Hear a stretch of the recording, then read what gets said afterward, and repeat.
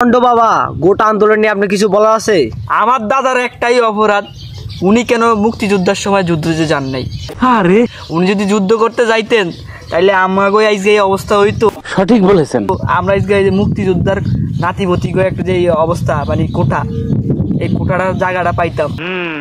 ঠিক আছে, আমার দাদার খালি একটাই মিশন ছিল, একাধিক বিয়ে।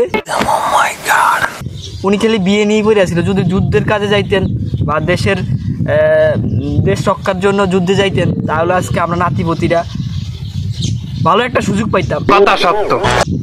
দেশটার ভিতরে কি চলতেছে দেখতেছেন।